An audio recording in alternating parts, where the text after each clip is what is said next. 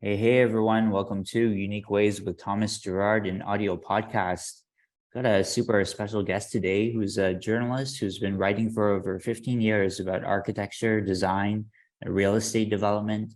He's an editor-in-chief who oversees and directs two national trade publications, Building Magazine and Canadian Interiors. His writing has appeared in design magazines in England, Germany, the Netherlands, and China, and his work has won multiple awards for business writing. Please join me in welcoming Peter Sobchak. Welcome, Peter. Thanks very much, Thomas. It's great to be here. Thanks for having me. Ready for 20 questions? Lay it on me. Okay, here we go. Number one, tell me a little bit more about yourself. What do you do? Well, you kind of hit some of the main points in the intro there. So I'll reiterate a few of the key ones. So my title, as you said, is editor-in-chief. I oversee two national B2B magazines. B2B in the industry means my readership is primarily professionals. The first one is Canadian Interiors. It's been around since 1964. It's Canada's longest running interior design magazine, focuses obviously on interior design, interior architecture. Also draws quite a bit on the space management, product and furniture design industry. So the majority of my readers there are professional designers, architects. We go to every single registered interior designer in Canada, as well as broad spectrum of decorators and other affiliated industries. The other publication is Building Magazine. It's been around even longer, since 1952, actually. It has a broader spectrum. It focuses on real estate development, architecture, and construction. So yeah, from day-to-day sort of standpoint, that's what I do. I draw heavily on background in media. I've also made films, television shows. A lot of them are still out there floating around.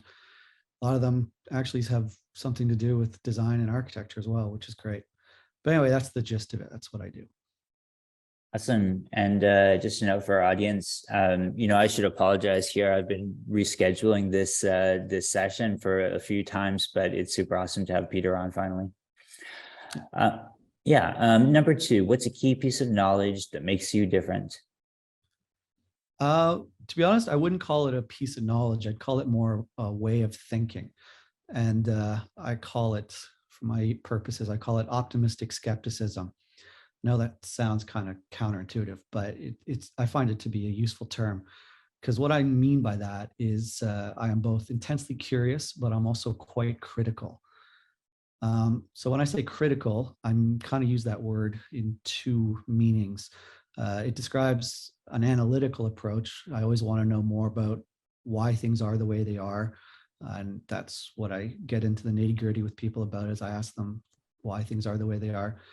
But I also firmly believe that things can always be better. So this is where the optimistic side of the optimistic skepticism comes in. I love seeking out people and stories about ideas that reflect that ethos, the idea that things can be better. So, it's not just about different for difference sake. For me, there's more going on there. A key element, though, too, is I consider my bullshit barometer to be pretty sensitive. What I mean by that is I'm pretty good, I think, at telling when I'm being sold a lie or a line. This comes, I think, a lot from years of work, also trusting my instincts and having at my core a critical eye. So, one of the things I love about covering the design industry is, to be honest, that there's so much about this industry where it really is about an end product, and an end product speaks for itself. It's harder to spin a building or a piece of furniture or something like that. I mean, even though there's still significant intangible ideas embedded in a tangible product, and I love exploring what those intangible elements are. Very much what I love to do. But at the end of the day, I get to touch it, sit on it, walk through it, which makes it easier to get away from the rhetoric or hyperbole and talk to people and talk to makers in real terms. So that's, I think, that would sum it up, is optimistic skepticism with a pretty sensitive bullshit barometer. Nice. I like that. I like the optimism and skepticism. I often define design as problem solving or opportunity finding, and this probably has to do with what you're talking about now. Sorry, my Siri is going off. One sec.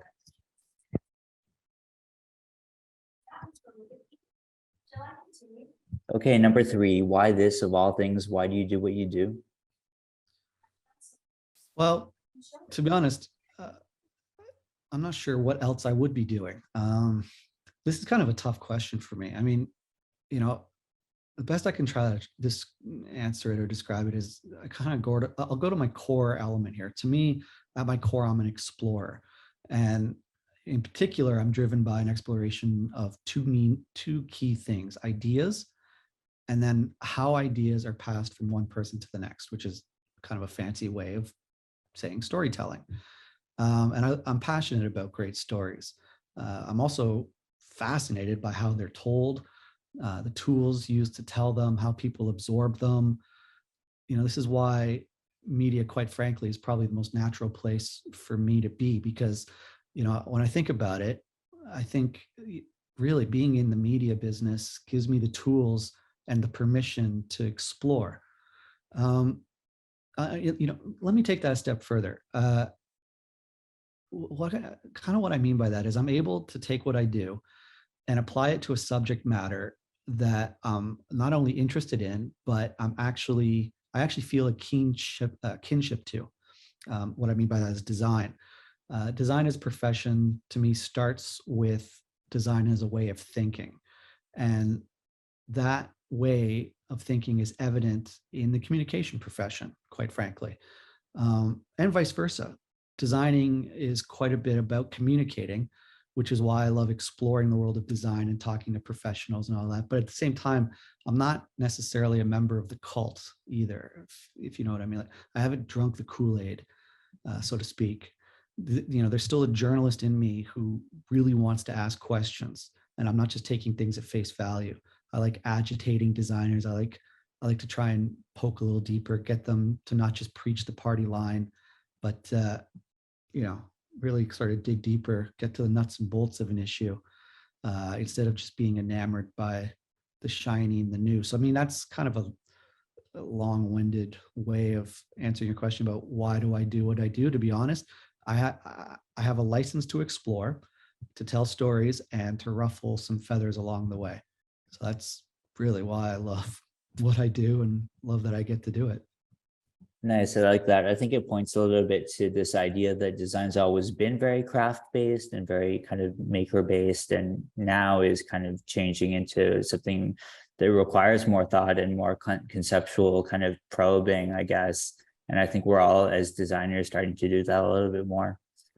I think the design industry really, especially more and more these days, especially as people are becoming more familiar, there's a growing strength in the broader community using tools of communication. There's more pressure for designers to be able to communicate their ideas. I mean, I said it earlier, the end result speaks for itself, and that's true. But there's also more pressure. People are asking designers, why are you doing this? Right? It's what I do professionally, but people do it all the time. And they're doing it more and more. So, like I said a minute ago, the idea that there's an overlap in design thinking, both as it relates to the end product, but also the task or the craft of communication, there's obvious overlap there. And good designers are good at communicating, and sometimes not so good designers still succeed because they're really good at communicating. They're really good at selling a story. So like I said, there's a lot of overlap in those two. Yeah, 100%. Number four, what does your future look like? Well, I mean, I don't have a crystal ball, so I can't really see the material expressions of my future. But to be honest, the answer is probably just further down this continuum that's already been set out for myself. So, exploring the ways and means of telling stories through new mediums, new ideas. I mean, it really is kind of a jungle out there as far as the technologies and the methods and the standards relating to the craft of communication. So I think a lot of my future is going to be navigating that, picking the good from the bad, getting good at the good, trying to keep up, but that's true for everybody, right? Isn't that all of our futures are in essence an element of trying to keep up? But I think, yeah, like I said, I can't be sure, but I'm pretty sure I'm going to be doing more or less what I'm already doing, just hopefully getting better and more successful at it.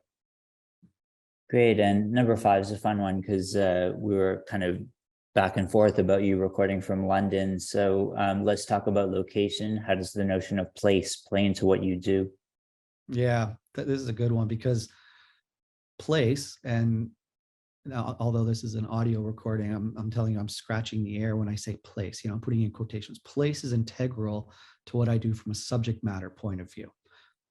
That's, I cannot stress that enough. The built environment occupies a real space. It affects, there's a ripple effect here. Like obviously it affects the real space, but it has an effect on the immediate environment and the people in it, radiates out and has an effect outwards in all directions. Even movable objects have a place. In fact, I was thinking about this the other day, how much that the carpet in The Big Lebowski really sort of cleverly and humorously addresses what I do. You remember that the whole, it really ties the room together. That was the whole movie. Is that carpet? So anyway, place, physical, like place that has a singular concrete position in time and space, but also things that move around.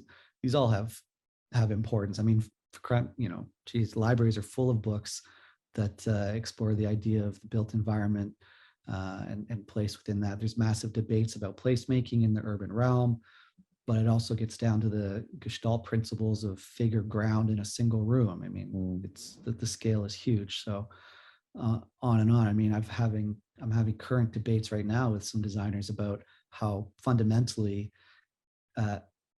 space is just an arrangement of shapes and void. And it's fun to get in those kind of debates.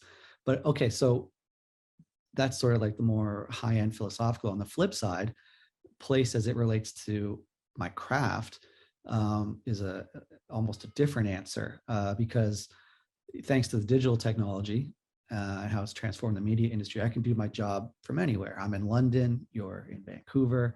The reality of this being able to do what I do, or do what many of us do in the communication industry from anywhere, obviously was kind of hammered home during the pandemic.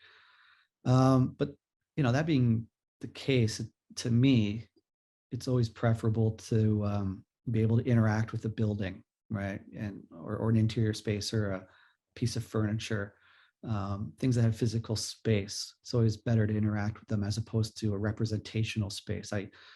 Sometimes I can't help it and I still have to work off of photos, but it's always preferable for me to be able to interact personally and physically with something that occupies a real space. So even though the intangible has an effect on what I do for a living, space is deep in there. It's intimately involved. I'm glad you brought up that comment about the carpet. This is kind of tangential, but I'm reminded of the scene in Inception where the character has his cheek against the carpet and realizes it's not the same carpet that it's supposed to be, and he's not in a real place essentially, and he says it's not really happening. It's super interesting to think about place as something that's real or not real, and I wonder if that's something we'll be encountering at some point. Yeah, that was a great thread throughout that movie. The the little top that DiCaprio had, his character would always use to be able to tell if he was in a real place or not. And Christopher Nolan did a great job of never giving it away what's really going on. Is he, especially at the end, it's like, is he in the real space? Is he not? Who knows? It kind of and then it cuts to black and you don't know. But DiCaprio's character's tangible interaction with that spin is what grounds him. So yeah, place and position in place is deep in our realities. That's awesome. Number 6, if you had to start from the beginning, what advice would you give your former younger self? Well, I mean, that's a tough one. Um, are you asking from a literal sense? Because if I had the ability to, first of all, if I didn't scare the crap out of myself by showing up like a ghost, Mhm. that's a whole nother thing. I'd tell myself what stocks to buy. Mm. It'd be great to be loaded, but no, I assume you're asking more in the existential sense, and that's a tough one because, um, it's I'd like to tell myself uh, to open myself up to the evolution of technology. Um, but that's tough because I could have fallen down a rabbit hole of bad technology if I was too open.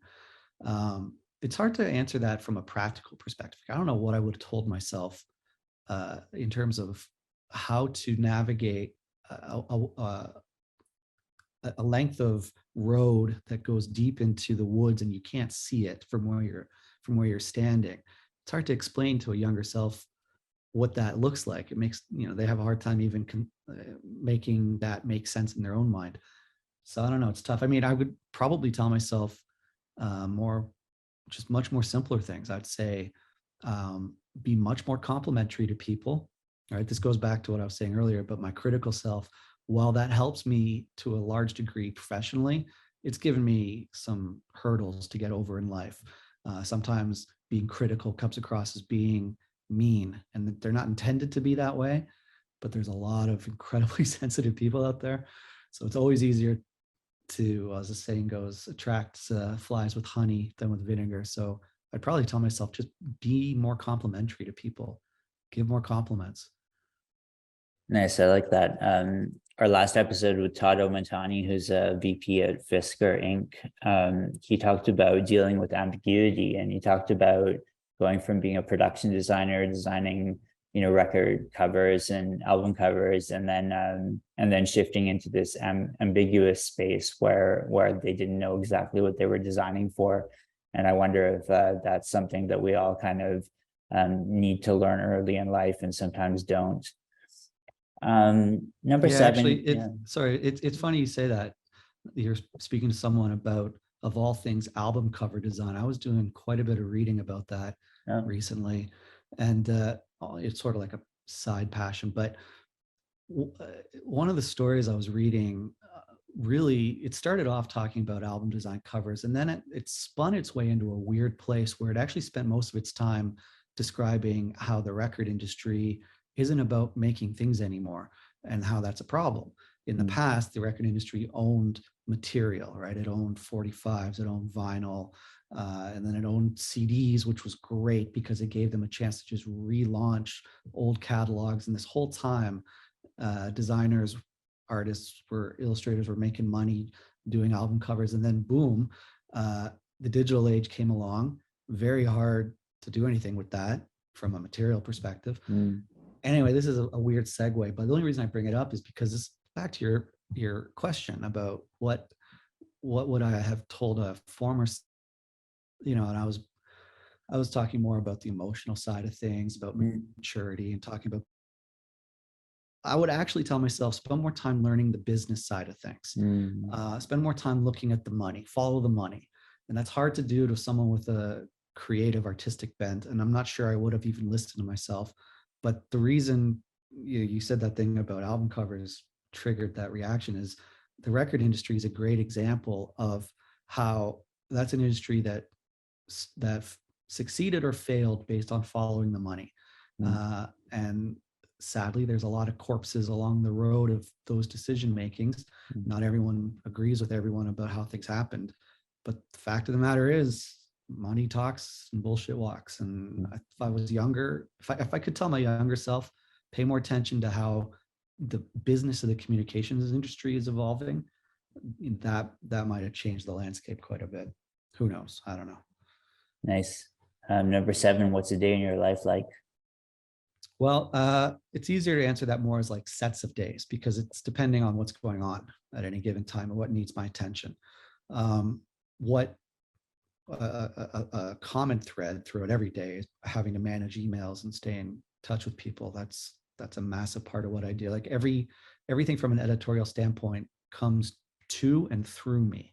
So I have to do that. I have to keep on top of those communications no matter what. But anyway, beyond that, kind of depends on what's going on. If we're in production, I'm working with my designer and my publisher on nitty gritty details to get to the printer on time and out the door and mail and all that kind of stuff. But other than that, I'm writing, editing, interviewing, researching, working with freelancers, uh, basically planning and hustling. It's the never ending obstacle course of chasing and perfecting the stories. So, yeah, it's more like sets of days, is the way to describe it. Great. Yeah, we had a great guest, Rajay Vanderheed, who's a C-suite designer on the show, and he would talk about how he does his walk to the atelier, and when he enters that space, that's when his day begins, and then when he leaves the space, that part of his work life ends. But I imagine if you're flying into London, then probably once you hit the ground there, you're in your day, and that kind of doesn't end, does it? Yeah, Uh, well, there's sort of ebbs and flows. That's why I keep saying sets of days. So similar mm, to the example you just gave, like it's not like every moment of every day is different. That would be chaos. But there are sort of rhythms, but those rhythms are disrupted by a lot of different things that can happen. So it's almost responding to, but intentionally trying to force a rhythm. Otherwise, it would be really hard to produce anything at the end of the day. right. And number eight, lifelong learning is a popular topic. How do you stay up to date?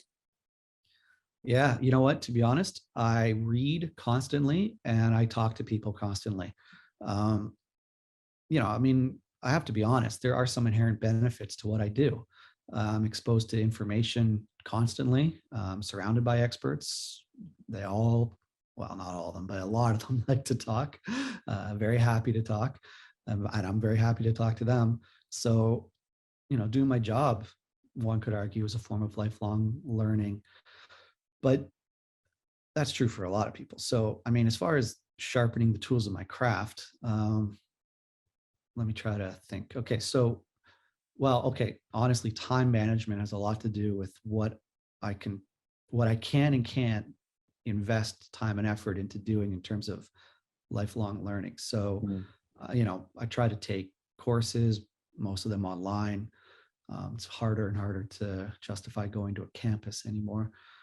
Not that I don't like the architecture of a beautifully designed university, but truth is, yeah, that's tough to justify. So anyway, uh, take courses, but um, I mean, to be honest, I mean, this might come across as sounding a bit glib, but I just keep doing what I do. I mean, for some editors, um, as they progress through their careers, one of the patterns that emerges is they start to take on more managerial roles, more business roles.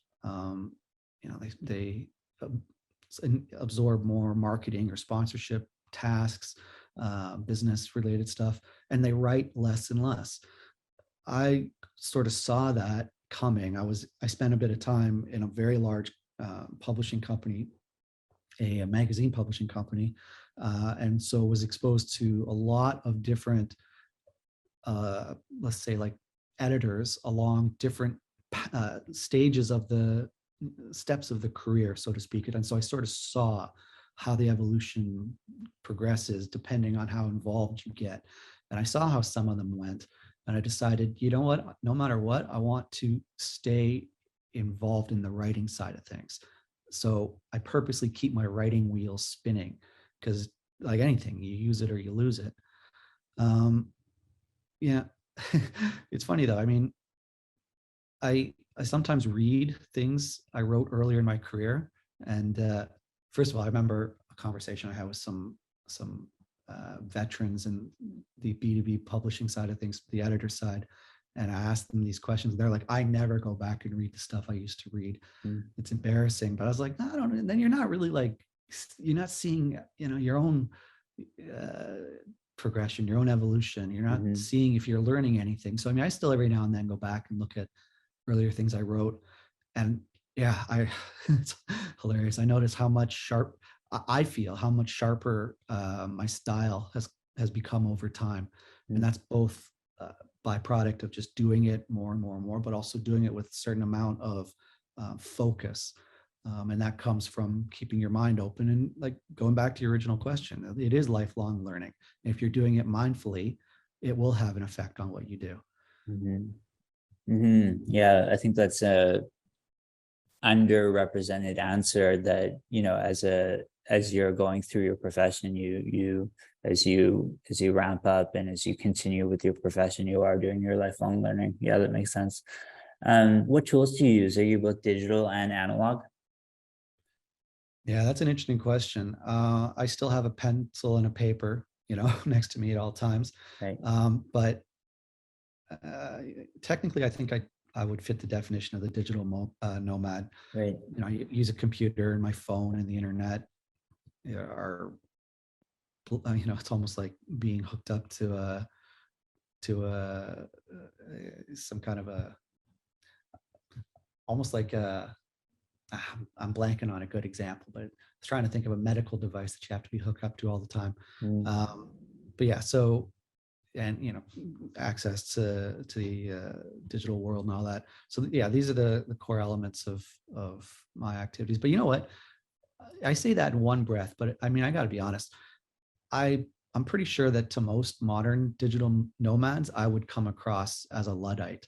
mhm, Because my arsenal of tools of digital tools is fairly small. mm, I am by no means an early adopter. In fact, mm. I'm not at the front of the line when it comes to new apps. In fact, I'm usually at the back of the line. Uh, not that I'm exactly proud of that, but at the same time, it's not. I'm I might not broadcast that reality, but I'm actually okay with it because a career where I'm more interested in efficiency and predictability when it comes to my toolbox. So, I don't really want to spend a ton of time learning all these new little tools and gadgets that may or may not help me with what I'm doing. Right now, I'm okay. So, yeah, I'm a digital nomad, but I'm more of like a uh, cautious adopter of the digital toolbox, if that answers your question. Yeah, that's a good one. Number 10, halfway. How do you deal with work-life balance? Yeah, that's a big topic, obviously, these days. Everyone's talking about that. Mm, Um, you know what? To answer that question, I'm going to go back to one of your earlier questions. Um, why I do what I do. Uh, because I do what I do because it's an extension of who I am. So for a long time, for me, life and work were, if not synonymous, they were at minimum interchangeable parts. So for me, I felt balanced when work and life not just supported each other, but informed and even enriched each other. So, and that has been true for a long, long time. But I'm getting older. I've been doing this for 20 years now. This year actually marks 20 years when I first started working with the publishing company that owned Building and Canadian Interiors. So maybe it's a byproduct of getting older, but I'm beginning to become more sensitive to things like tolerances, um, restoration. What else would I like? Gas in the tank sort of things, right? If that makes sense. mm, I'm putting more effort into periods of intentional unplugging. mm. That's what I call it. Like when I shut everything off and I self-isolate, because it is possible to just be worn down. So yeah, it's the balance comes from where one doesn't overwhelm the other, but it's also about sometimes you gotta get it out of the red line. You just gotta like calm down. So it's not a perfect answer, but it's the best I could come up with. Oh, that's great. Number 11, if you weren't doing what you do now, what would you be doing? That is a very hard question to answer. Because I've said it already a few times. I'm doing what I think I should be doing. Mm, So, I started thinking about this question and I found a few interesting things pop up in my mind. Um, a lot of it honestly has to do with this is going to sound a little weird. So indulge me a minute to try and explain it, but it has a lot to do with time, where I am in time, because if I think about it this way, if I was in a different time period, um, like say like a few hundred years ago, I'd probably be some form of an explorer. I said this earlier. I think of myself as an explorer, and I probably would be a literal one. Like I'd join an expedition by Lewis and Clark or Magellan or someone. I don't know how long I would live. I don't know how successful I'd be, but I don't just say that out of some kind of romanticism. Um, I think about I think about things like interest and temperament, right? It's kind of what directs me into where I'm going. But I also think, and this goes to my point earlier about how I started to think about the reality of the time in which I'm in, because access to education, access to training, access to technology, right? These are all things that are necessary to engage in various professions.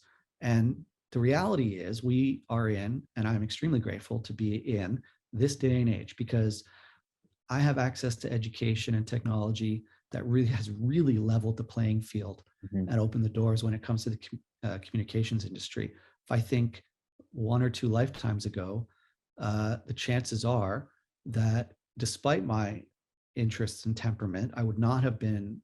It's just the reality of life. It's just admitting that the odds were that I would probably have been born into a social class or an income class where I did not have access to things like education and technology, to get access to the communications industry that up until then had been reserved for the clergy or the wealthy or the educated, um, academics. So yeah, I don't, I, I'm not doing a great job of answering your question about what I would be doing if not this. Um, it would have a lot to do with the world I was born into and grew up in. And so that really sort of makes it hard to answer that question. Um, because I mean, there's some basic realities. Like I don't have the physical capacity to be an athlete, um, yeah, all sorts of other things. So yeah, I don't know. I don't know what I would be doing if not this. Sorry, Thomas. That's not. I'm not giving you the answers you want, but it's sort of like it's really hard to sort of uh, abstractly extract myself from where I am now and insert it into a false paradigm, because that's what it would be if not this. I would be trying to fabricate a set of circumstances that I could see something happening, but I don't know. How do you do that? It's almost impossible to do it honestly. Well, that's a great piece of vulnerability, though, right? Because both of us, like I guess basically everyone on the podcast has so much privilege in that way. We're kind of born into these really ideal situations where we're very lucky to be able to do what we do. Growing up, my dad always said that the chances are that I would have been born in the developing world as a farmer. I mean, that's if you roll the dice, that's probably what would have happened. So how I ended up lucking into this is a mystery, right? Um, yeah. So number 12, what would you not like to do with your career? Any form of time clock punching, or a friend of mine put it great recently, and so I've totally co-opted this word, but it's a great word: administrivia. Anything having to do with time clock punching, administrivia. That's what I would not like to do. What's your favorite word, quote, or sentence? Yeah. Yeah. So you're asking a writer Mm. word, quote, or sentence. That's like asking a painter what if they could only paint with one color. Um, I don't know. That's tough. But you know what? When I started to think about it, because I love winnowing down. Like I love distilling to really, really core. Like less is more. Mhm. As far as I'm like in everything, including communications, and I'm not exactly doing a great job of it because I'm rambling. But the answer is it's one word: why. That's my favorite word. I love the question why, because the answer is massive. And the Mhm. more someone thinks about it, the better. So, yeah, why? That's my favorite word. And I have to ask because it's 14. Do you have a least favorite word, quote, or sentence? Yeah, that's actually easier to answer than the previous one. This has driven me crazy for for ages and ages. It's whenever I hear someone say, that's just the way it is, right? Well, their answer to something is, well, that's just the way it is. And then I come back with what I just said a second ago is my favorite word. Why? Why is it just the way it is? Explain yourself. And this goes back to what I said very early on when I said that being critical can often come across as being antagonistic, probing. People don't like having to answer that. They don't like, if they don't have an answer and they just say, well, that's just the way it is. And you say, why? Right? They get ticked off. But I love being prepared for answering why. It sometimes takes forever and it's not exactly a clear answer, but the exercise itself is worthwhile. So yeah, my least favorite sentence is that's just the way it is, but I always follow it up with my favorite word, why. Sounds like a good movie title. That's just the way it is. Actually, maybe Someone not. somewhere must have stolen that. Yeah. But the thing is, it would probably come across as a nostalgic piece of romance, right? Like it's the kind of phrase you'd expect some, I don't know, like Little House on the Prairie style, bucolic vision of a past that never existed. This Nice. is the way they would describe that. It's just the way it is. No, actually, it was never like that to begin with. You just have it in your head that it was like that. Okay, 16. What keeps you up at night? Um, you know what? Caffeine, Mm, caffeine, and lack of exercise. I mean, okay, so I know you're probably asking this question on like a more metaphysical sense, mm, but like I look at this question from a very physical sense because I talk to any good writer and they'll tell you about a life, a previous life, a current life where they used to drink gallons of coffee a day. I do it, or I used to do it anyway. Um, you have this picture in your mind of like this old school beat reporter hunched over his Underwood typewriter, cigarette stuck in his ear, kind of thing, a massive steaming cup of black coffee right beside him. Or this is like, it's almost like a metaphor, at minimum a caricature of the writer.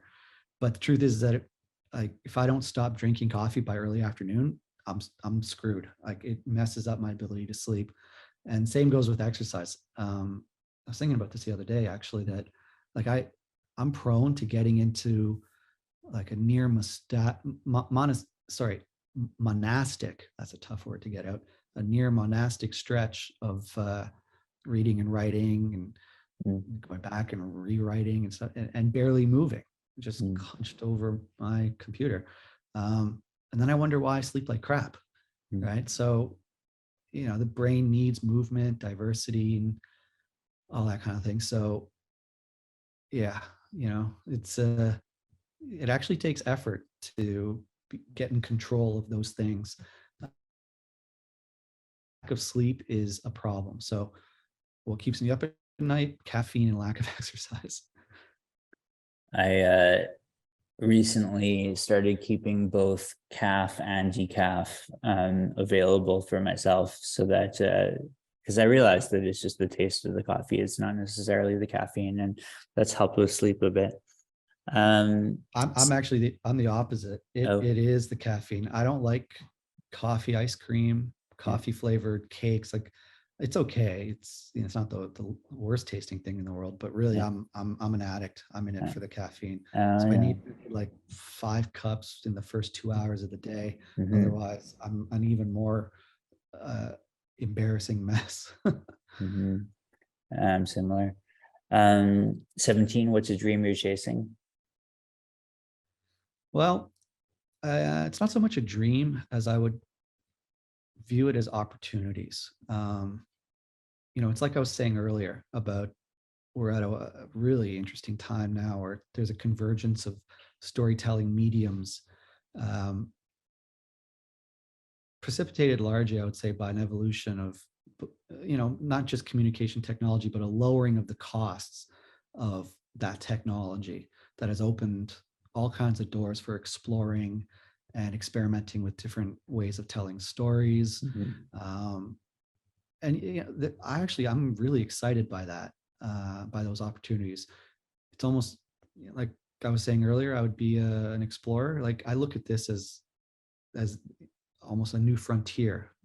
Um, as a bit of a sidebar, I spent a lot of time early in my career investing as much time in the written word as the moving word. So, I mean, I went to school for a bunch of things, journalism, that kind of thing, but I also went for film and television production. I spent a lot of time trying to uh, trying to make technical adaptability and like an ability to use technology, part of my calling card. And the thing is that it was changing so fast, and it was also really expensive way back when, that I've kind of discovered pretty quick that there are uh, subsets of skill sets where you become professional. You become a professional cinematographer, a professional photographer, or a professional sound guy, or a professional um, uh, electrician, a gaffer, that kind of thing, or a writer, those kinds of things. And there was a reason, because it was all these pieces of technology were expensive. Uh, that was what it used to be way back when. Now you can dabble in all kinds of things much more easily and much more affordably than ever before. And to me, that's really an exciting thing. So that's why I call it. I see them as opportunities. I say that though, I also feel compelled to say that I'm doing it what I think is like in a more ethical or mature way, because not all frontiers are approached ethically or maturely. And I'm looking directly at social media as one of those examples. So yeah, there's plenty of opportunities to explore new ways of telling good stories. It's just, there's a certain amount of maturity that needs to be employed when approaching it that way. Perfect. And final stretch here, number 18. What inspires you? Well, I mean, ideas, obviously, but ideas that have what I call a cross-pollinating effect. And I'm going to give you an example, a very specific example, but to me, a personal one. So there was a documentary TV show that came out a few decades ago. It was written and presented by a science historian. His name was James Burke.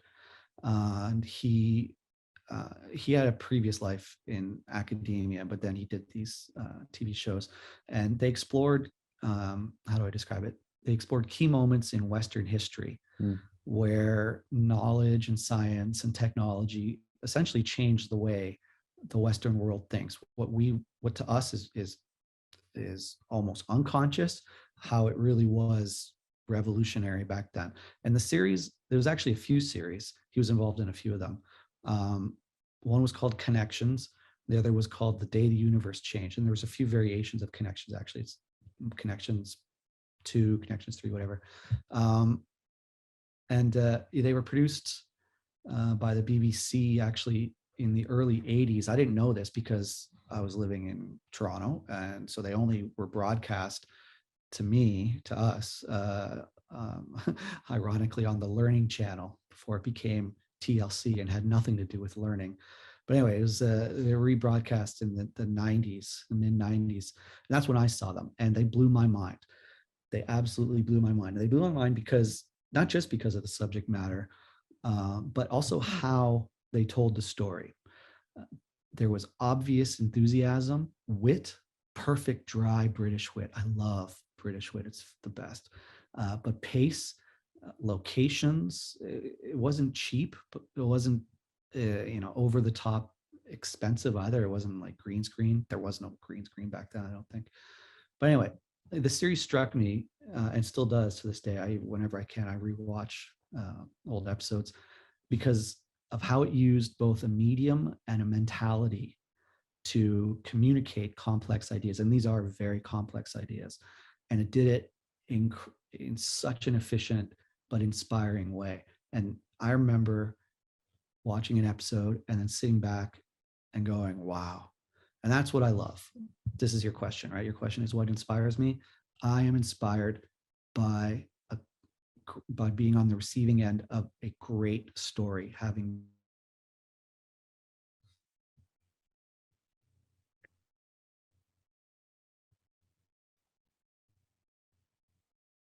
Oh, I think we're cutting out here. Are you there? Yeah. Oh, great. Okay. So yeah, just to finish off, inspired by those moments when I am on the receiving end of a great story. That's what inspires me. I recently did a master's in liberal studies, and we were focusing on writing a lot. And I came to a point where I realized that the writing that I liked was just kind of casting this magic spell over me. There was something I didn't understand about it, and that's why I loved it so much, is because I couldn't unpack it as a designer, I guess. I wonder if that's a bit what you're talking about. Yeah, actually, yeah, but there's to me there's elements to it too, like, and this goes back to what I was saying a little earlier on about how for me it's not a surprise that I am writing about and engaged in the fields that that excite me the way they do, because good design does, in its own way, it does what good storytelling does. It conveys complex ideas.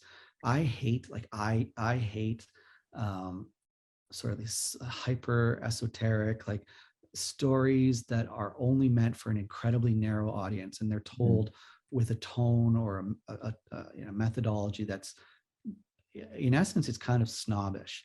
Mhm. And I hate that. I hate snobbery, and I hate design that's snobbery. I also hate it that's needlessly pluralistic, but like something that's just the same thing we all already know, but now it's purple or something.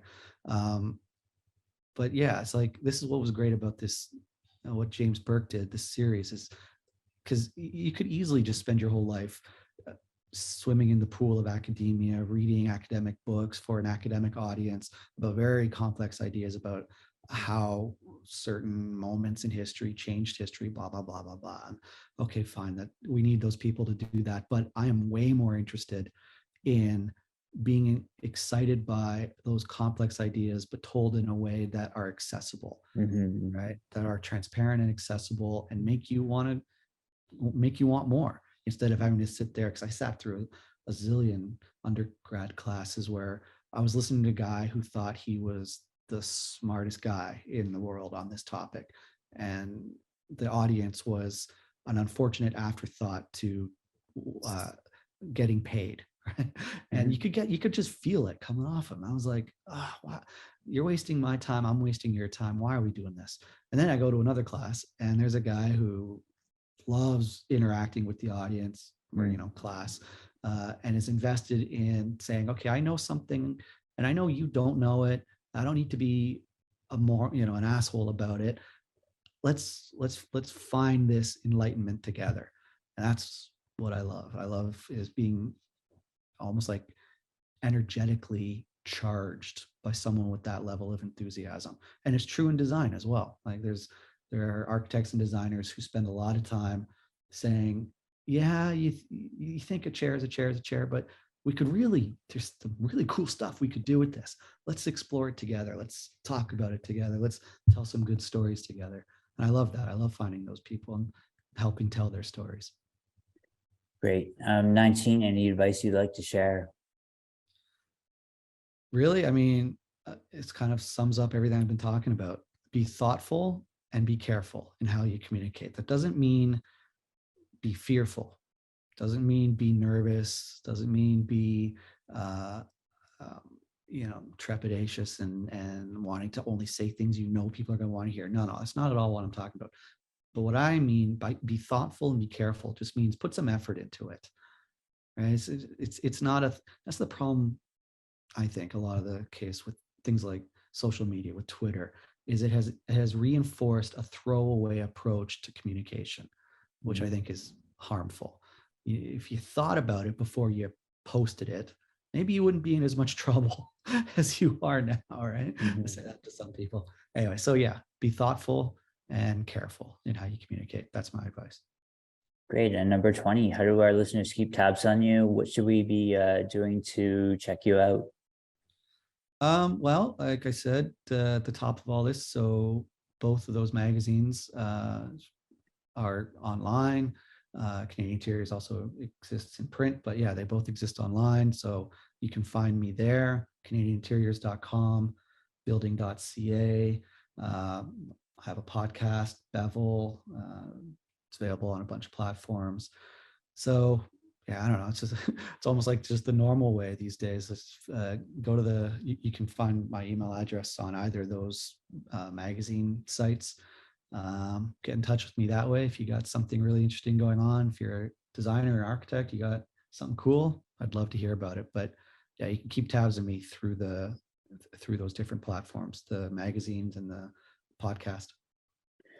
Okay, well, awesome, Peter. Thanks so much for sharing these stories in this way. You know, the way that you kind of talk and yeah, there's no other word for it, story tell is really evocative of your richness in and your wealth of experience. So such a pleasure to have you here today. I really appreciate it. Thank you. That actually means a lot to me. So yeah, thank you. Now I'm kind of, what's the word? Reflect. There's a word meaning I'm now have nothing more to say. Oh, You great. caught me off guard. So yeah, thank you. I really love you having me on, and it was a lot of fun. Thank Okay, you. thanks so much.